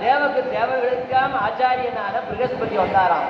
இவருக்கு நானே பூணல் கல்யாணத்தை செய்விக்கிறேன் என்று சொல்லி பூணலை எடுத்து வந்து யக்ஞோ பவித்ரம் பரமம் பவித்ரம் பிரஜாபதே. ஆனால் தான் அதில் பிரஜாபதி சப்தமே ஏற்படுத்துது. அந்த பிரஜாபதிங்கிற சப்தமே அதில் ஏற்படுறது அதுக்காகத்தான். அதை எடுத்து ப்ரஹஸ்பதியானவர் என்ன பண்ணார், அவருக்கு தன் கைகளாலேயே எம்பெருமானுக்கு பூணல் கல்யாணத்தை பண்ணி வச்சாராம். அடுத்து சொன்னார், தந்தையான அடுத்த அப்பா கஷ்யபர் அவர் என்ன பண்ணார்னா, அவர் அடுத்து என்ன பண்ணார் அப்படின்னு கேட்டா, இடுப்புல இருக்கக்கூடியதான முஞ்சி புல்லுல தர்பை புல்லுன்னு ஒண்ணு, தர்பையில ஆண் தர்ப்பம் பெண் தர்ப்பம்னு இருக்கா மாதிரி புல்களிலே முஞ்சி புல்னு சொல்லக்கூடிய சக்தி வாய்ந்த புல். அந்த புல்லை எடுத்து சுற்றி எம்பெருமானுடைய வயத்திலே கட்டினாராம் கஷ்யப மகரிஷி. அதற்கப்புறம் என்ன பண்ணார் அப்படின்னு கேட்டா மந்திரத்தை உபதேசம் பண்ணி முடிச்சா. அடுத்து கேட்கிறார், ததோ கிருஷ்ணாதினம் பூமியில் தண்டம் சோமோ வனஸ்பதி கோபீனாசி சாசனம் மாத்தியாஜோ சக்கரம் ஜெகதா பதே. அடுத்து சொன்னார், அங்கேருந்து பூமாதேவி வந்தாளாம். இந்த உபநயன சம்ஸ்காரத்துக்கு முக்கியமானது எதுடா அப்படின்னு கேட்டா மான் தோல் தான் இதுக்கு ரொம்ப முக்கியம் அப்படின்னு பூமாதேவி என்ன பண்ணாராம், மான் தோலை எடுத்து வந்து எம்பெருமானத்துல கொடுத்தாளாம். இன்னைக்கு நம்ம கல்யாணத்துக்கு கூட கல்யாணத்து அன்னைக்கு இப்போ என்ன பண்ணுறா, பூனல்ல ஒரு சின்ன மான் தோலை கட்டி விட்டுறா. நமக்கு மான் தோல் பெருசாக கிடைக்கலன்னு. ஆனால் அந்த மான் தோலையே பூமாதேவியானவள் கொண்டு வந்து கொடுக்குறாள் அப்படின்னு சொல்கிறார். அதுக்கப்புறம் பூமியில் தண்டம் சோம வனஸ்பதி. அதற்கப்புறம் வனஸ்பதினு சொல்லக்கூடிய சந்திரன். சந்திரன் வந்து என்ன பண்ணாங்க, நாளைக்கு காத்தால பூர கல்யாணத்தை பார்ப்பேன், குழந்தை கையில் ஒரு பலாச தண்டம் ஒரு குச்சி வச்சுருப்பான். இந்த குச்சி எதுக்கு கையில் அப்படின்னு கேட்குறாள். அந்த பலாச தண்ட குச்சிக்கு ஒரு கதை சொல்கிறாள். என்ன கதை அப்படின்னு கேட்டால், ஒரு ரிஷியானவர் வேதாத்தியனம் பண்றார். அது பக்கத்தில் பலாச மரம் இருந்தது. இவர் வேதாத்தியனம் பண்ணி பண்ணி சொல்ல சொல்ல அந்த மரமானது என்ன பண்ணிட்டுனா அவர் சொன்ன வேதத்தை எல்லாம் தான் எடுத்து திருப்பி சொல்ல ஆரம்பிச்சுதான். பலாச தண்டத்துக்கு அவ்வளவு சக்தி சொல்லப்பட்டதாம். இவ சொல்ல வேண்டிய வேதத்தை பலாச மரமே சொன்னதாம். ரிஷி அசந்து போயிட்டாராம். இப்படி இந்த மரத்துக்கு ஒரு சக்தி இருக்கே என்ன, அந்த மரத்தினுடைய கலையை எடுத்து கையில கொடுக்கணும் என்று வச்சாராம். அதனால பலாச மரத்தை பிரார்த்தனை பண்றா. நாளைக்கு காத்தால அந்த குழந்தை பிரார்த்தனை பண்ணும். அந்த பலாச மரத்துக்கிட்ட, ஏ குச்சியே, ஏ பலாச தண்டமே, நீ வேத ரிஷிகளிடத்திலிருந்து வேதத்தை அறிந்து கொண்டு திருப்பி சொல்ற மாதிரி எனக்கும் அந்த ஞானத்தை கொடு என்ன. அந்த பலாச தண்டத்திலிருந்து அந்த குழந்தை நாளைக்கு காத்தால பிரார்த்தனை பண்ணும். அது பலாச தண்டம் என்னதுக்கு எடுத்து சொல்றாள். அந்த பலாச தண்டத்தை பகவானுக்கு சந்திரனானவன் கொண்டு வந்து கொடுத்தாராம். அடுத்தது சொன்னார், ஒவ்வொன்றா சொல்லிட்டே வரார். அதுக்கு அடுத்தது விண்ணுலக தேவத்தை அதற்கு வாமனனாக இருப்பதனால குடையை கொண்டு வந்து கொடுத்தார். அடுத்து சொன்னார், கமண்டலம் வேத கர்ப்பகா குஷான் சப்த ரிஷயோ ததுஹோ அக்ஷமாலா மகாராஜா சரஸ்வத்து அவ்வியாத்மனஹா. அடுத்து சொன்னார், வேதங்களை நாவில் கொண்ட பிரம்மா வந்தார். நான் எம்பெருமானுக்கு ஏதாவது தர வேண்டும் என்று சொல்லி அவன் சந்தி பண்றதுக்கு உண்டான பாத்திரமாகிற கமண்டல் பாத்திரத்தை பிரம்மா கொண்டு பெருமாளுக்கு கொடுத்தாராம். அடுத்து சொன்னார், சப்த ரிஷிகளா என்ன பண்ணானா, இவன் நித்திய கர்மாக்களை செய்வதற்கு தர்பை புல் வேண்டுமே என்று சொல்லி எங்கோ கடைந்ததான தர்பை புல்களையாம் எடுத்து வந்து எம்பெருமான் கைகளில் கொண்டு தர்பை புல்ல பவித்திர பாணியாக இரும் என்று சொல்லி கொடுத்தாளாம். அடுத்து சொல்றார், சரஸ்வதி தேவியானவள் வந்தா, வாக் தேவியானவள் வந்து இந்த எம்பெருமான் ஞானத்தை கொடுக்கக்கூடியவனாக இருப்பதனால அவனுக்கு அக்ஷர மாலை என்று சொல்லக்கூடிய மாலையை சரஸ்வதியானவள் கொடுத்தாளாம். அடுத்து சொன்னார், அடுத்து வந்தான். யார் வந்தானா, குபேரன் வந்தான்.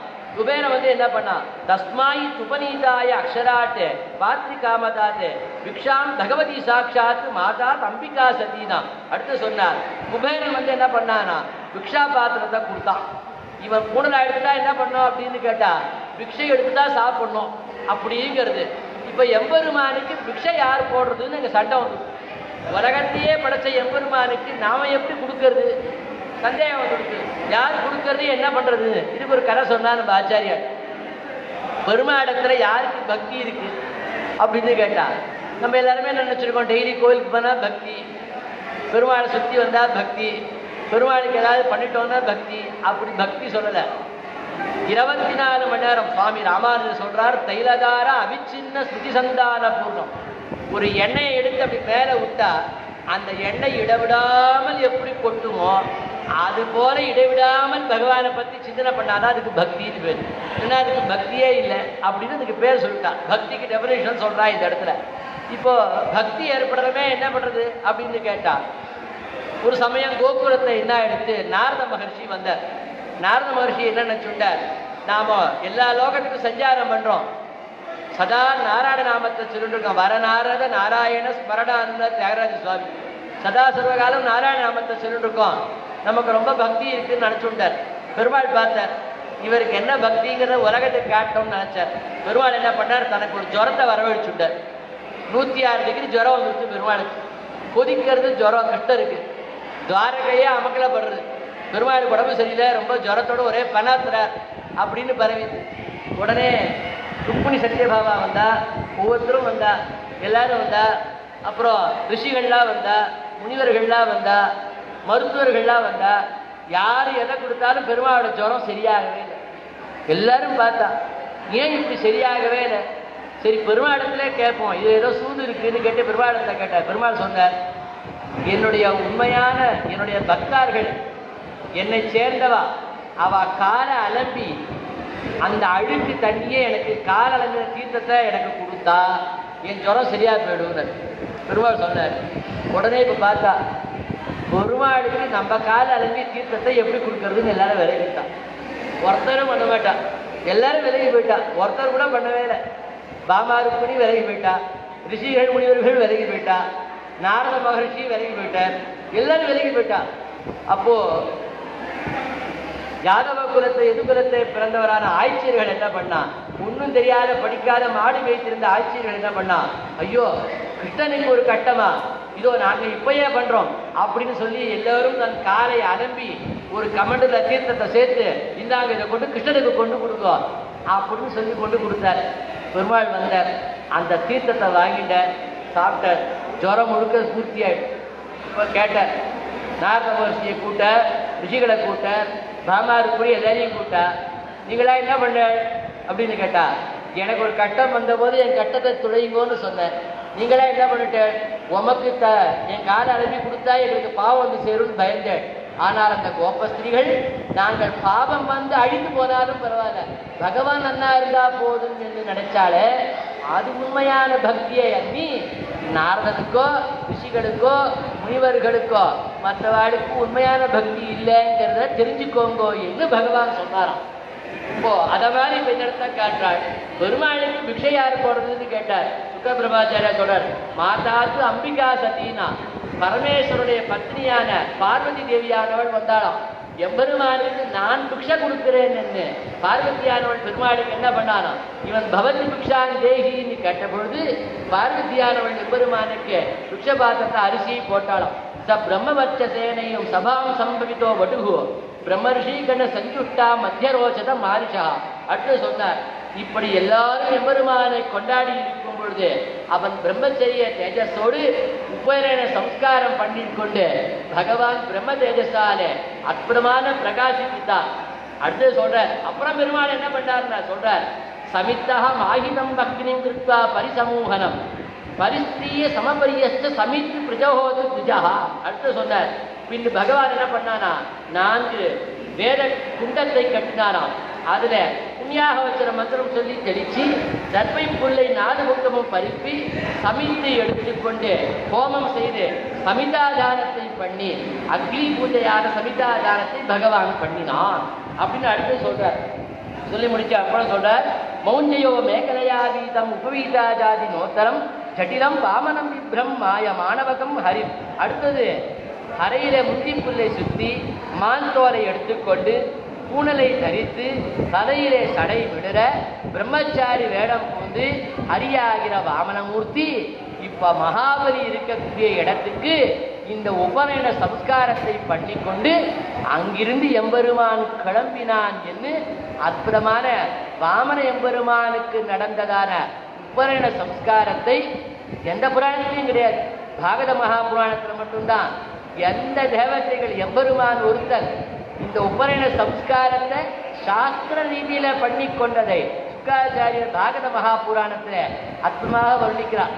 அதனால என்ன பண்ணா அப்படின்னு கேட்டா அதுக்குதான் பதில் இந்த இடத்துல சொல்றாள். அப்படி பண்ணி கொண்டார்கள் என்று சொன்னால் அவளுக்கு என்னென்ன க்ஷேமம் ஏற்படும் என்று சொல்றார். என்ன க்ஷேமம் அப்படின்னு கேட்டா, வாமனன் எம்பெருமான் எப்படி உபநயன சம்ஸ்காரத்தை பண்ணி கொண்டானோ அதே ரீதியிலேயே யாருடன் உபநயன சம்ஸ்காரம் பண்ணி கொள்ளுகிறானோ அவனுக்கு என்ன ஏற்படும் என்று விஷ்ணு தர்ம புராணத்தில் சொல்லப்படுகிற விஷயத்தை எடுத்து காட்டுகிறார்கள் ஆச்சரியமாக. சங்கை சுராணாம் திரிபூதனஸ்திதைஹி ததா மனுஷ்யைஹி ககனேச்ச கேச்சரைஹி சுதா கிரமாத்யஜா பிரஜசார சர்வதா மமாஸ்து மாங்கல்ய நிவர்த்தையே ஹரிஹீனா. சொர்க்கத்தில் இருக்கக்கூடிய தேவர்கள் என்ன, தரையில் இருக்கக்கூடிய மனிதர்கள் என்ன, வானில் இருக்கக்கூடிய வானவர்கள் என்ன, இவர்கள் எல்லோரும் என்ன பண்ணுவார்கள்னா அப்படி செய்யக்கூடிய சம்ஸ்காரத்தை யாரொருத்தன் பண்ணி கொள்ளுகிறானோ அவனுக்கு பகவான் மூலமாக பிரார்த்தனை செய்து சகல விதமான மங்களங்களையும் அவளுக்கு அருளுகிறார்கள் அப்படின்னு விட்டு தர்மத்துல மாங்கல்ய விருத்தி ஸ்தோத்திரம்னே இருக்கு. அதுல வாமனன் எம்பெருமானை பத்தி 7 ஸ்லோகம். எனக்கு மாங்கல்யத்தை கொடுக்கணும், மாங்கல்யம்னா என்ன அர்த்தம்? மங்களத்தை கொடுக்கணும், மங்களத்தை கொடுக்கணும், மங்களத்தை கொடுக்கணும் என்று வாமனன் எம்பெருமானை பத்தி 7 ஸ்லோகம். ரொம்ப அழகான நிச்சயம் எல்லாரும் சொல்ல வேண்டியதான ஸ்லோகம் விஷ்ணு தர்ம புராணத்துல காட்டப்படுகின்றது. ஆக வாமன் எம்பெருமான் எப்படி உபநயன சம்ஸ்காரத்தை பண்ணினானோ அதே ரீதியிலேயே பிராமணர்களும் க்ஷத்திரியர்களும் வைசியர்களும் 3 தைவர்ணிகாலும் இந்த உபநயன சம்ஸ்காரத்தை பண்ணிக்கொள்வது என்பது எதுக்கு அப்படின்னா பிரம்ம விசாரத்துக்கு அடிப்படையானதான ஒரு முக்கியமான விஷயம். ஆக பிரம்ம விசாரம் பண்ண வேண்டும் என்று சொன்னால் அதுல பிரதான சம்ஸ்காரமாக காட்டப்பட்ட உபநயன சம்ஸ்காரத்தை ரிஷிகள் காட்டின விதத்துல அன்னு பகவான் காட்டின ரீதியிலேயே பண்ணிக்கொள்ள வேண்டும். எம்பெருமான் வாமன் எம்பெருமான் எப்படி காட்டினானோ அதை ஆபஸ்தம்ப மகரிஷி எழுதி வச்சார், அதை போதாயன மகரிஷி எழுதி வச்சார். நம்ம அபிவாதம் பண்ணும்போது என்ன சொல்றோம்? ஆபஸ்தம்ப சூத்ரா யஜுசாக அத்தியாயி அப்படின்னு எந்தெந்த சாக்கையே சொல்றோம். ஆபஸ்தம்ப சூத்திரம்னு சொல்றோமே, அந்த ஆபஸ்தம்ப மகர்ஷியானவர் எப்படி எழுதினார்னு கேட்டா பாகவத மகாபுராணத்துல சுகாச்சாரியர் எம்பெருமான் எப்படி உபநயன சம்ஸ்காரத்தை பண்ணி கொண்டார் என்பதை பார்த்து அதே ரீதியிலே லோகத்தார் எல்லோரும் இந்த உபநயன சம்ஸ்காரத்தை பண்ணிக்கொள்ள வேண்டும் என்பதாக திருவுள்ளம் பற்றி ஆபஸ்தம்பர் என்ன பண்ணார்? இந்த 3 வர்ணத்தவர்களும் இந்த ரிஷி ஆபஸ்தம்பர் என்ன சொல்றார்? இத மாதிரி இந்த சம்ஸ்காரத்தை பண்ணிக்கொள்ள வேண்டும் அப்படின்னு சொல்லும் பொழுது இந்த உபநயன சம்ஸ்காரத்தை எடுத்து காட்டுகிறார் ஆபஸ்தம்பர். அதுக்கு இன்னொரு அர்த்தமும் காட்டுகிறார் நம்முடைய ஆச்சாரியர்கள். எப்படின்னா ரொம்ப முக்கியமான விஷயம் நம்ம எல்லோரும் தெரிந்து கொள்ள வேண்டியது. அநேகமாக பிராமணர்ல சொல்றதுனால யார் தப்பா நினைச்சுக்க கூடாது. நமக்கு எல்லாமே அக்னி ரூபம்தான் பிராமணனுக்கு. அக்னி தான் பிரதானம். எப்படின்னா பிறக்கும் போது இருக்கக்கூடிய பிண்டமே அக்னி தான். நெருப்பிலிருந்து தோன்றுவதுதான் கரு, அதுவே அக்னி. நெருப்பிலிருந்து பஞ்சபூதங்களாலிருந்து தோன்றது தான் சரீரம். அதுல அக்னியிலிருந்து தோன்றுகிறது பிண்டம். எந்த அக்னியிலிருந்து பிண்டம் தோன்றியதோ அந்த அக்னியிலே அதை ஹவிசாக கொடுத்துருந்தார் ரிஷிகள் எல்லாம். நாங்கள் தான் நம்முடைய சம்பிரதாயத்துல ஏதாவது ஒரு இடத்துல என்ன பண்றோம்? அக்னியில கொண்டு சேர்த்துடுறார்கள், நம்ம சரீரத்தை கொண்டு சேர்த்துறார்கள். ஆக எந்த அக்னியிலிருந்து பிறந்தோமோ அந்த அக்னிக்கு ஆகுதி கொடுத்துடுவோங்கிறாள் ரிஷிகள் நமக்கு காட்டுறாள். அதுல கொண்டு சேர்ப்பிக்க வேண்டும் என்று நமக்கு சொல்லுகிறார்கள் நம்முடைய ஆச்சாரியர்கள். இதெல்லாம் நமக்கு காட்டி கொடுத்தது நம்முடைய மகரிஷிகளும் ரிஷிகளும். அப்படி உபநயன சம்ஸ்காரம் பண்ணி கொள்ளுபவன் எவனோ அவனை பத்தி சொல்றார். அவன் ரொம்ப ரொம்ப அதிர்ஷ்டசாலி என்று அவனுக்கு விஷயத்தை எடுத்து சொல்றார். அந்த உபநயன சம்ஸ்காரத்தோடு சேர்ந்ததுதான் ஆசமனம், பிராணாயாமம், அப்புறம் காயத்ரி மந்திரோபதேசம். அந்த உபநயன சம்ஸ்காரத்துல இப்ப நாம உபநயனம் பூனலுக்கு வந்துட்டோம். இது நடக்க போறதுல எத்தனை சம்ஸ்காரம் நடக்கிறதுன்னு கேட்டார். 19 சம்ஸ்காரங்கள் பண்ண போறார். நம்ம எல்லாரும் கொஞ்சம் எண்ணிக்கலாம், கொஞ்சம் இதெல்லாம் தெரிஞ்சு கொள்ளணும். 19 விஷயங்கள் ஒரு பூனல்ல பண்றோம். நம்ம அதுல முதல் என்னடா பண்றோம் அப்படின்னு கேட்டா பூர்வாங்க வைதிக கிரியானா. பூர்வாங்க வைதிக கிரியானா உபநயனத்துக்கு முன்னாடி செய்யக்கூடியதான ஏற்பாடுகள். எங்க ஏற்பாடுனா நம்ம ஆத்திலிருந்து கிளம்பும் பொழுது அக்ஷத ஆசீர்வாதம், பெரியவாளை கூப்பிட்டு அந்த குழந்தைய நிற்க வச்சு அவனுக்கு உபநயனம் பண்ணக்கூடியவா அந்த பெரியவாளை சேவிச்சு அவடத்திலிருந்து அக்ஷத பிரசாதத்தை பெற்று கொண்டு வருது. இது பூர்வாங்க கிரியைன்னு பேரு. இது நம்பர் 1. அடுத்தது சொல்றேன். 2வது ததியாராதனம். நான் ஏற்கனவே சொல்லிட்டேன், உதக சாந்தி இருந்ததுன்னா இப்ப நாம எல்லா இடத்துக்கும் போறோம், எல்லாத்தையும் சாப்பிட்றோம். பெரியவாள்லாம் யாரும் உதக சாந்தி பண்ற இடத்த போய் சாப்பிடவே மாட்டா. நாந்தி சிரார்த்தம் பண்ணக்கூடிய இடத்துல பெரியவர்கள் சாப்பிட மாட்டாள், வைதிகால் சாப்பிட மாட்டா. ஏன்னா நாந்தி என்பது ஒரு தவசம். இப்ப எல்லா ராத்திரியும் அது பண்றோம். தவசம் பண்ணும்போது என்ன பண்ணுவானா அவனுடைய பித்திருக்களை கூட்டு வரிச்சு அந்த பித்திருக்களுடைய ஆசீர்வாதத்தை வாங்கிட்டு வருது. இதுக்கு நாந்தி சிரார்த்தம் என்று பேர். இப்ப நம்ம ஒரு சிரார்த்தம் பண்ணா மற்றவாழ்லாம் நம்ம உறவுகளாக இருந்தாலும் கூட வந்து சாப்பிட மாட்டா இல்லையா? அது எள்ளு அன்னம் மூலமா பண்றதுக்கு பதிலா இங்க வெறும் அன்னம் மூலமாக பண்ணுவா. அதுக்கு நாந்தி சிரார்த்தம்னு பேர் போட்டோம். அதனால பெரியவாள்லாம் வந்து சாப்பிடாம போகக்கூடாது. சதியாராதனம்னா என்ன அர்த்தம்னா உலகத்துல எது ரொம்ப புண்ணியம்னா ஒரு பக்தருடைய வயசுல போடக்கூடியதான அன்னத்துக்கு மேலான யஜ்ஞம் இல்லைன்னுட்டா. அது அஜ்யம் எல்லாத்த காட்டும் புண்ணியமானதுன்னு சொல்லிட்டா. வயசுல குச்சியில போடக்கூடியதான ஒருத்தருக்கு சாப்பாடு போட்டா என்ன ஆகும்னா போதும்னு சொல்லக்கூடிய ஒரே வஸ்து லோகத்தை சாப்பாடு தான். பணம், காசு, பொருள், தங்கம், வீடு, வாசல் எவ்வளோ கொடுத்தாலும் போதும்னு யாரும் சொல்ல மாட்டா. சாப்பாடு போட்டு இன்னும் கொஞ்சம் கொடுத்தா ஐயோ எனக்கு வயிறு வெடிச்சிடும் போல இருக்கும் வேண்டான்னு சொல்லுவா.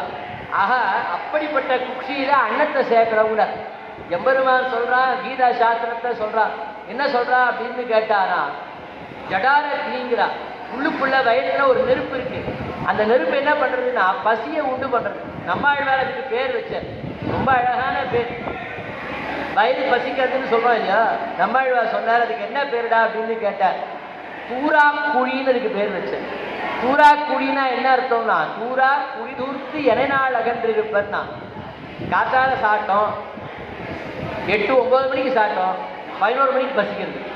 சரி 11:30 மணிக்கு சாப்பிட்டோம் திருப்பி 3 மணிக்கு பசிக்கிறது.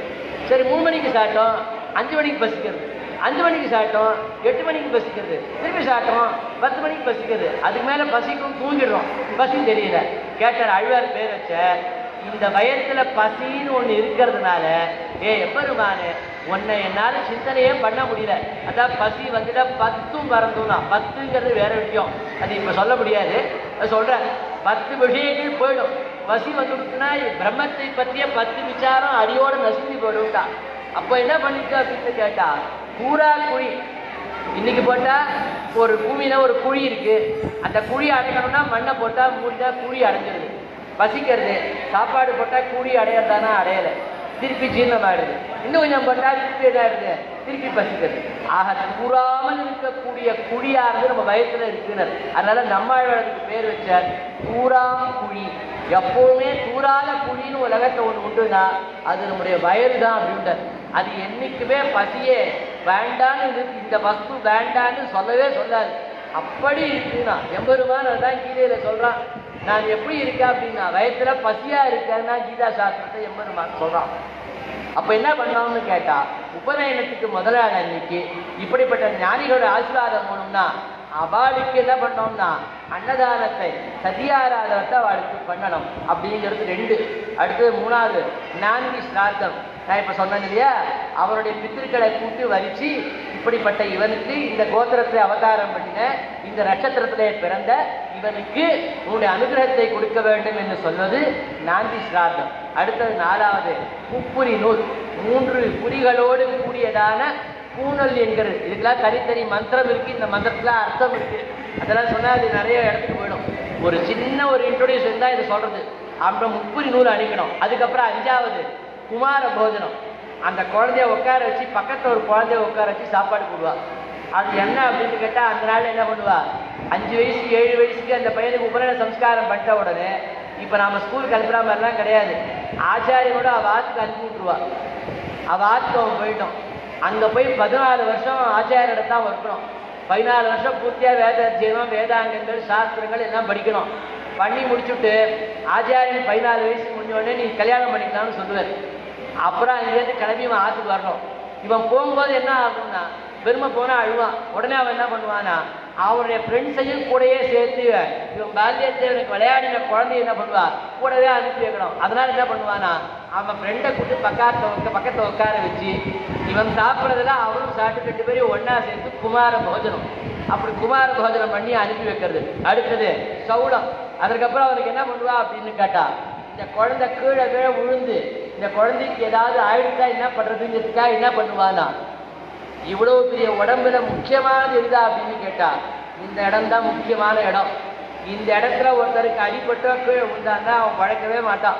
அதனால என்ன பண்ணுவானா இந்த இடத்த சேவ் பண்ணி வச்சுக்கணுங்கிறதுக்கு என்ன பண்ணுவா தலைமுடி கற்றை குடுமி என்று சொல்லக்கூடியதான சௌளம் அதை தலையில வைக்கிறதுனால என்ன ஆகும்னா கீழே விழுந்தா விட அவனுக்கு தலை அடிபடாது. அவன் உயிரானது காப்பாற்றப்பட வேண்டும். இப்போ நமக்கு எது சௌளம்னா வண்டியில் போனால் ஹெல்மெட் போட்டுக்கணும் மதியம். அதுதான் நமக்கு சௌளம் சம்ஸ்காரம். இப்போ சௌளம் பண்ணிக்கிறேன்னா ஹெல்மெட்டு போட்டுக்கிறேன்னா அவனுக்கு பனிஷ்மெண்ட்டுங்கிறான் துட்டு கொடுப்பேங்கிறான். அந்த நாளில் என்ன பண்ணுவா அப்படின்னு கேட்டால் சிகை என்று தரித்து கொண்டு விட்டார் என்று சொன்னால் கீழே விழுந்தா கூட வெடிக்கு விழுந்தா கூட மண்டையில் அவனுக்கு அடிபடாது. அது எல்லா வருடத்தாலும் பிராமணன் மட்டும் இல்லை, பழங்காலத்து அரசாங்கத்தினுடைய இருக்கக்கூடிய கண்காட்சியெல்லாம் பார்த்தேன்னா எல்லா வருடத்தாலும் குடும்பி வச்சுட்டு இருந்தா அந்த நாள். அது எல்லாருக்குமே உண்டு. அடுத்தது சௌளம். அடுத்தது சங்கல்பம் பண்ணிக்கிறது. என்ன சங்கல்பம் பண்ணிக்கிறா? கையில வச்சுட்டு கோவிந்த கோவிந்த கோவிந்தா அஸ்தஸ்ரீ பகவதா மகாபுருஷஸ்யா விட்டோராக்கியா பிரவர்த்தமானஸ்யா சங்கல்ப மகோத்சவம்னு பேர். இந்த காரியத்திற்காக இதற்காக நான் சங்கல்பம் பண்ணி கொள்ளுகிறேன் என்று சங்கல்பம் பண்ணிக்கிறா இந்த இடத்துல. அப்படி எம்பெருமான் திருநாமத்தை சொல்லி பண்றது. அதுக்கப்புறம் என்ன பண்றார் அப்படின்னு கேட்டா, அந்த குழந்தையை எல்லாருமே என்ன நினைக்கிறா, கல்யாணத்துலதான் கருங்கல் மேல நின்று பண்றான்னு நினைச்சுக்கா. பூனல்லையே கருங்கல் மேல இந்த குழந்தைய நிக்க வைக்கிற சம்ஸ்காரம். 2 மந்திரமும் ஒண்ணு. அதாவது உபநயனத்துல கல்லு மேல நிக்க வச்சு சொல்ற மந்திரமும், விவாகத்துல கல்லு மேல நிச்சு சொல்லக்கூடிய 2 மந்திரமும் ஒண்ணு. அந்த கல்லு மேல அந்த குழந்தையை நிக்க வச்சு அவனுக்கு அந்த கல்லை போல உறுதியான மனசு வேணும் என்று விஷ்ணு இடத்துல பிரார்த்தனை பண்றாள். அடுத்த சம்ஸ்காரம். அதுக்கப்புறம் சொல்றார், அந்த குழந்தைக்கு வஸ்திரதாரணம், நூதன வஸ்திரதாரணம், புது துணியை இந்த குழந்தைக்கு விடுத்து விடுதல். புது துணினா அப்படியே வாங்கி எடுத்துக்கிறது கிடையாது. எந்த வஸ்திரம் வாங்கினாலும் பகவத் அர்ப்பணம் பண்ணிட்டு தான் அந்த வஸ்திரத்தை கட்டிக்கணும். நாமெல்லாம் புது துணி வாங்கினா அப்படியே கட்டிக்கப்படாது. பெருமாளுக்கு சமர்ப்பிச்சுட்டு செய்யணும். ஆழ்வார் உடுத்து கலைஞனின் பீரகவாடை உடுத்து கலத்தது உண்டுங்கிறார். அதை செய்யணுங்கிறார். அடுத்தது சொல்றார், முஞ்சை புல் கயிற்று அணிந்து கொள்ளுதல். முஞ்சையான புல்லை. அடுத்தது 10வது சம்ஸ்காரம். முஞ்சை புல்ல வயத்துல கட்டிக்கிறது. இது 10வது. அடுத்தது 11 மாந்தோலை தரித்துக் கொள்ளுதல். அதையும் நீங்க நாளைக்கு பூல கட்டும்போது வைக்கிறான்னு பார்க்கறது. அடுத்தது அந்த ஆச்சாரியன், அதை பண்ணி வைக்கக்கூடியவன் ஆச்சாரியன் என்ன பண்றான், அந்த பூனலுக்கு வந்திருந்து அவனை என்னோட சிஷியனாக ஏற்றுக்கொள்றேன்னு அனுமதி கொடுக்கறது. அது 12. அடுத்து ஆச்சாரியன் என்ன பண்றது, என் பக்கத்தை வந்து உட்காரு அப்படின்னு பிரம்மோபதேசம். இப்ப அப்பா தானே பண்றாரு இல்லையா, அந்த பிரம்மோபதேசத்தை அடுத்தது பண்றது. அதுக்கப்புறம் அக்னியை கூட்டி 14வது 16 ஆகுதிகள் கொடுத்து அவனுக்கு சமிதானம் பண்ணக்கூடிய சங்கல்பத்தை உண்டாக்கி கொடுக்கிறது. அதற்கப்புறம் அவனுக்கு வெள்ளை பட்டு உடுத்தி அவனுக்கு காயத்ரி மந்திர உபதேசத்தை அவனுக்கு பண்றது. அடுத்தது 16 முடிஞ்ச உடனே கையில பலாச தண்டம் என்று சொல்லக்கூடியதை கையில கொடுக்கிறது. அதுக்கப்புறம் 17 அந்த குழந்தைய ஆசிட்டு போய் சூரிய தரிசனம், சூரியனை பார்க்க சொல்லி திருவன் எங்க இருக்காரோ அவனை காட்டி திருவனிடத்திலிருந்து அவனுக்கு ஆயுளை பிரார்த்திக்கிறது. அடுத்து சொல்றார்.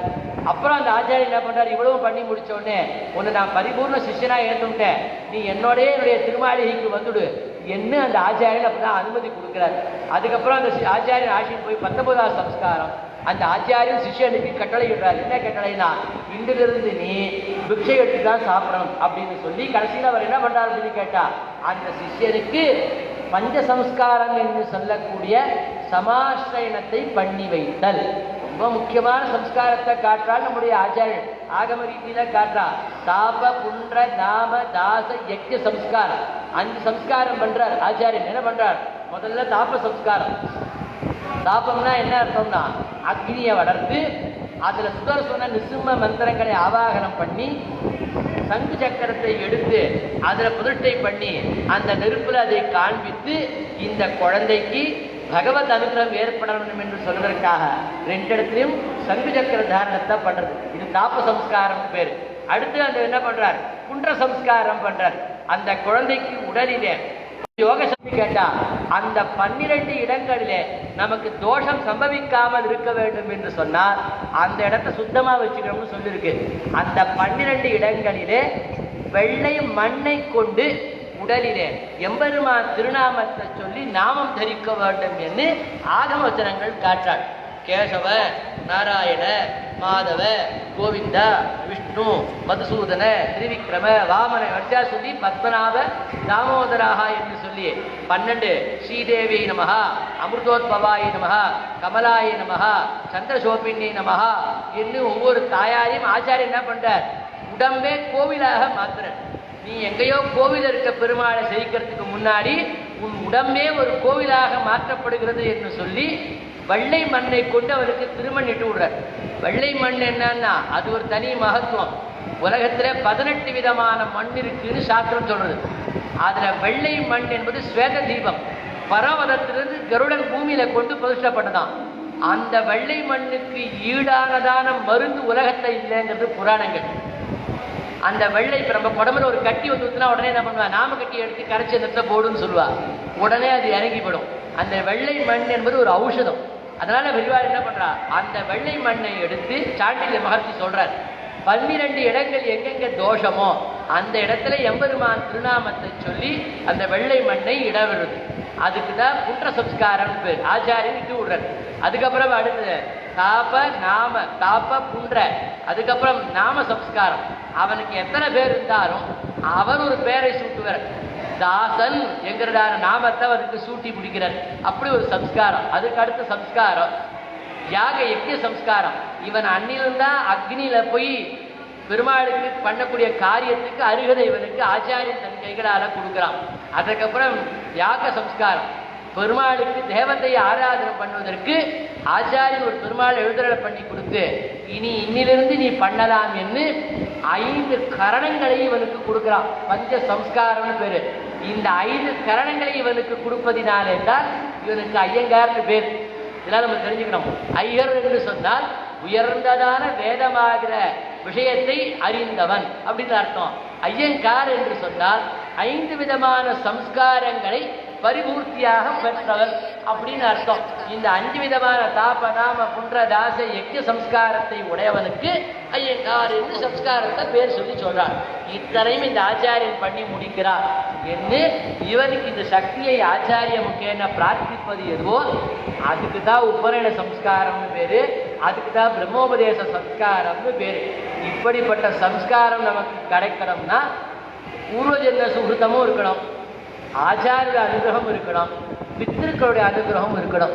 இப்படி இருக்கக்கூடியவர்களுக்குத்தான் இப்படிப்பட்ட வைபவமானது சித்திக்கும். என்ன அற்புதமான விஷயத்தை நமக்கு பெரியவர்கள் ஆச்சாரியர்கள் எடுத்து காட்டார். ஒரு 1.5 மணி நேரம் 1.5 மணி நேரம் ஏதோ உபநயன சம்ஸ்காரத்தை பற்றி திடீர்னு எனக்கு அவள் யார் என்ன கூட எனக்கு தெரியாது. நமக்கு தெரிந்தவாளுக்கு அவள் ஏதோ தெரிந்தவா, சுவாமி உபநயன சம்ஸ்காரத்தை பற்றி ஏதாவது விஷயத்தை சொல்ல முடியுமா அப்படின்னு ஒரு 3 நேரம் மட்டும் தான் அவள் கேட்டா. சரி, ரொம்ப கேட்குறாளேன்றதுக்காக அநேகமாக ஜனங்க யாருக்குமே உபநயனம்னா என்ன, சீமந்தம்னா என்ன, அதை எதுக்கு பண்ணிக்கணும், என்ன அதெல்லாம் வெறும் ஒரு சடங்காக போயிடுது. சடங்குக்காக பண்ண வேண்டிய அவசியமே கடனுக்காக பண்ணுறதே சம்ஸ்காரங்கள் கிடையாது. நாம் நன்றாக வாழ வேண்டும் என்பதற்காக பண்ணி கொடுத்தா சம்ஸ்காரங்களே தவிர அது என்னவோ அது பாட்டுக்கு ஒன்று நடந்துட்டு இருக்கோம், மற்றவா பாட்டுக்கு ஒன்று பண்ணிட்டு இருப்பா. இப்போ நடக்கிறதேனா அதை பற்றி ஞானம் இல்லைன்னா நமக்கு நடக்கிறது. குறைஞ்சபட்சம் அதில் நமக்கு ஒரு ஞானம் ஏற்பட்டதுன்னு சொன்னால் வைதிகத்தை உதாசீனம் பண்ணக்கூடாது. அதுதான் ரொம்ப பிராமண வர்ணத்தை பிறந்து நாமளே இந்த வைதிகத்தை உதாசீனம் பண்ணினோம்னா, வேதத்தை நாமளே அவமானப்படுத்துறதுனா அதை காட்டிலும் கொடுமை எதுவுமே கிடையாது. ஆக வைதிக மதத்திலே பிறந்தவர்களான நாமும் வேதத்தை ஒப்புக்கொண்ட மதத்திலே பிறந்த பிராமணன் எவனாக இருந்தாலும் சம்ஸ்காரங்களை விடாமல் செய்யணும். அந்த தர்மத்தை கேவலமாக பேசக்கூடாது, அதை அனாதரிக்க கூடாது. அதை இவ்வளவு செலவு பண்ணி 20 லட்சம் ரூபாய் செலவு பண்ணி கல்யாணம் பண்ணுறா, அதில் வைதிகத்துக்கு மேலே 5 லட்சம் ரூபாய் செலவு பண்ணுறான்னா அது மேலே ஏறி கை கொடுப்பது எந்த விதத்தில் நியாயம்? அதுக்குண்டான தேவதைகளுக்கு உண்டான மரியாதை நம்ம கொடுக்கணுமா வேண்டாமா? நீ கை கொடுக்கறதுக்கு எல்லாத்துக்கும் தான் ரிசப்ஷனில் கட்டிக்கிறதுக்கு புரட்டுறதுக்கு எல்லாம் ஒன்று வச்சுக்கோமே, அதுக்கு தானே ரிசப்ஷன் ஒன்று வச்சுது.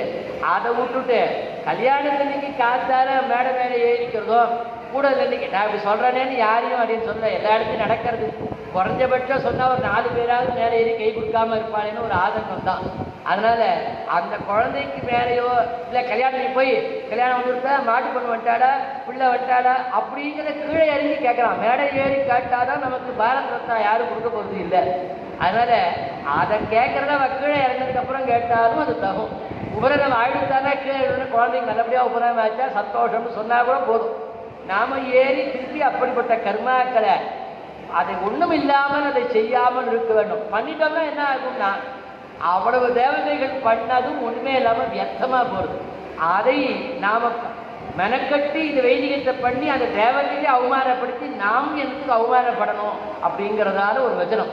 அதை நாம் இந்த தர்மத்தில் பிறந்தா யாரோ ஒரு சாமானியன் பண்ணானா, விஷயம் தெரியாமல் பண்ணுறானா, நாம் அதை செய்யக்கூடாது. ஆக அப்படிப்பட்டதை நாம் செய்யணும். அந்த குழந்தைக்கு அக்ஷத ஆசீர்வாதம் பண்ணி இந்த குழந்தைகிட்ட சொல்லு